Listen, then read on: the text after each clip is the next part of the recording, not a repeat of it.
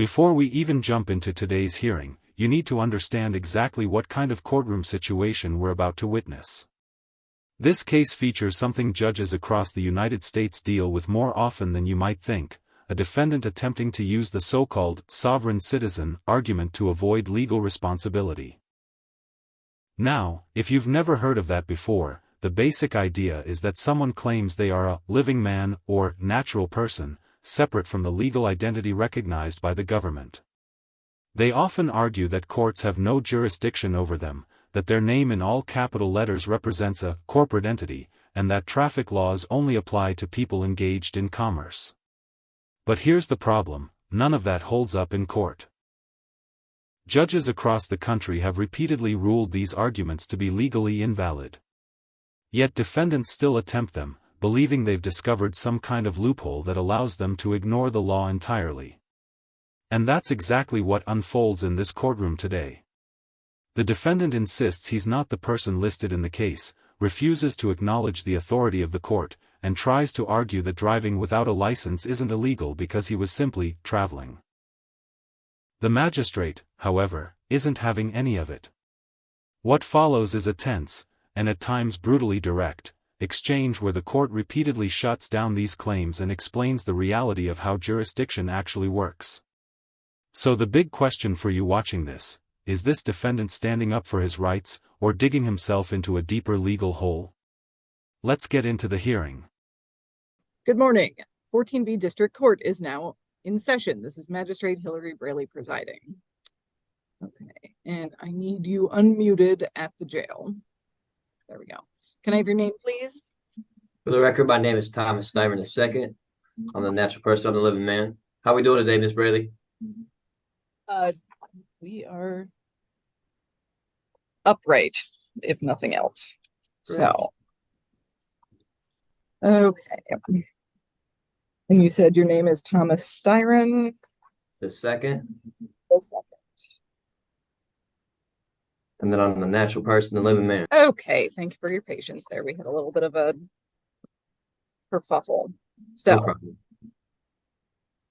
recalling case number 19S00472, that is the state of Michigan versus Thomas Ulrich Styron, the second, you said, and also calling 24W001025, that is the township of Ypsilanti, also versus Thomas Ulrich Styron.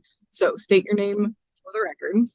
So, for the record, my name is Thomas Styron II. It's not the name you have attached to this case is not me. I believe that's a state created entity, Your Honor. Okay. And I'm not, me being a living person, my name is in proper punctuation. I don't have a all caps name nor Okay, I'm going to cut you off right there. Okay. I don't have no contracts with the state of Michigan at all, period. And so I was wondering about personal jurisdiction, subject matter jurisdiction in regards to this. Right here is where the classic sovereign citizen argument begins to show itself. When the defendant repeatedly emphasizes that he is a living man or a natural person, what he's trying to do is separate himself from the legal identity that appears in court documents. Supporters of this idea believe the government secretly creates a corporate entity tied to your name, usually written in all capital letters. And that if you refuse to acknowledge that identity, the court loses jurisdiction over you. But legally speaking, that's simply not how the system works. Courts establish jurisdiction based on factors like location, the alleged offense, and the identity of the individual involved, not on how someone chooses to describe themselves. So even though the defendant believes he's making a powerful legal argument here, from the court's perspective he's essentially arguing something that's already been rejected countless times. And you can already see the magistrate preparing to move the hearing forward instead of entertaining that theory. Okay. And you can continue to wonder about those at the moment. What I am doing, you have a show cause hearing on the matter ending in 472, which is the retail fraud charge. I'm showing a balance of $210 on that. And then what you're being arraigned on, that is what I am here to explain the charge against you, is a citation issued on April 2nd, 2024 at 9:24 in the evening. That charges that you operated a motor vehicle on North Ford Boulevard at or near Russell Street with no license on your person. Do you comprehend the charge against you? I do not. I don't even own a license. I canceled my license years ago. Now things start shifting from identity arguments to traffic law misconceptions, which is another common theme in these types of cases. The defendant claims he doesn't need a driver's license because he was simply traveling rather than engaging in commerce. This idea comes from a misinterpretation of constitutional rights related to movement and transportation. Yes, people have the right to travel between states.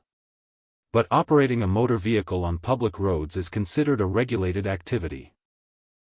States require licensing not to restrict freedom of movement, but to ensure drivers meet safety standards. In other words, the right to travel doesn't eliminate the requirement to follow traffic laws.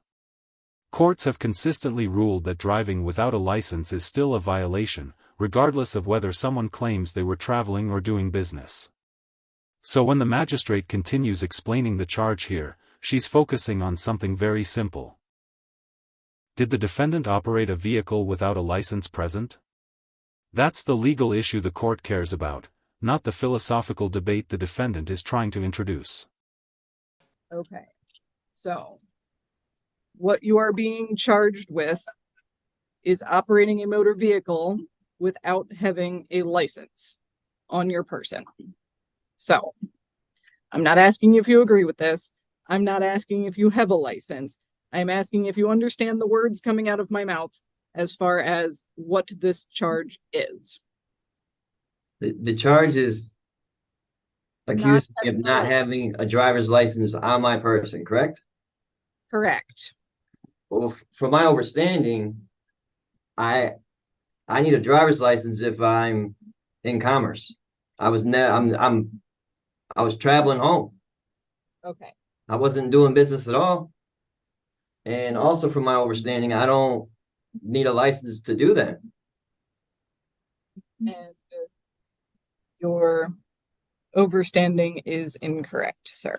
But we are not going to get into that for now. You are saying that you have understood the words as far as not having a license on your person.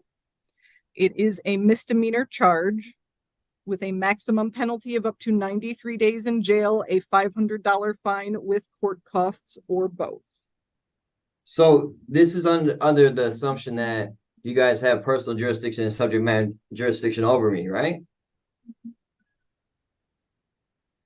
Yes. So at this time, the court is going to set a pre-trial date for you. That will be before Judge Washington. ma'am, can we prove the jurisdiction first before we go ahead with setting a trial for that entity or a pre-trial for that entity? I hear you. And at this point, you are appearing in front of the court. You have put your name on the record.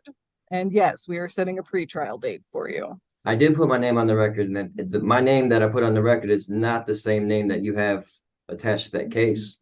And you can provide documentation of such at your pre-trial date, which is going to be June 26th. So the documentation that I have published, recorded the documentation I have published and recorded on the record, on the state of Michigan record, that says what I just told you, that I'm not who you have, that I'm not the name you have attached to that case, that's I need to bring that with me, is what you're saying? It being already recorded and on the state of Michigan records, that good enough? Whatever documentation you have, Mm-hmm. bring it with you to your pre-trial date. That is what I am telling you, yes. So.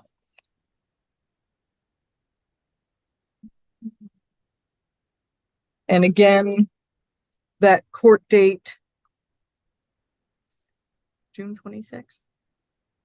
Okay, will be June 26th at 9 a.m. before Judge Washington. The court will enter that you are standing mute to all charges at this time.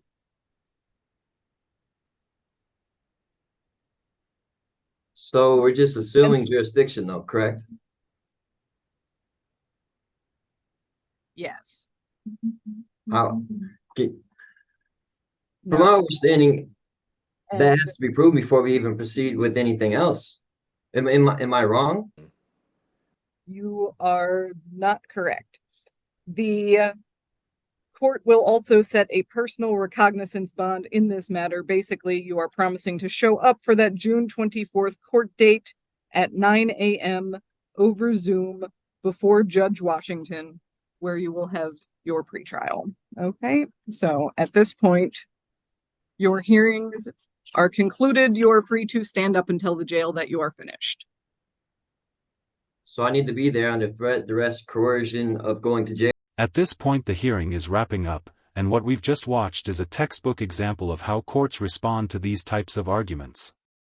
The magistrate establishes jurisdiction, explains the charges clearly, and schedules the next stage of the legal process, the pretrial hearing.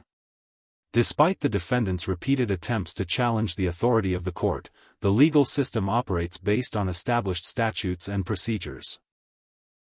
The court doesn't need to debate philosophical theories about living men or corporate identities, it simply applies the law as written. What's particularly interesting here is that the defendant was granted a personal recognizance bond, meaning he wasn't required to pay bail as long as he promises to appear at the next hearing. That's actually a fairly standard decision for lower-level charges like this, but it also means the case is far from over. The real question now is what happens at the pretrial. Will the defendant continue using the same arguments, or will he shift strategy once he realizes how the court responds to them? And now we want to hear from you. Do you think this defendant truly believed these arguments would work, or was he intentionally trying to challenge the system? If you found this case as fascinating as we did, make sure to hit that like button, share your thoughts in the comments, and don't forget to subscribe for more jaw-dropping courtroom breakdowns.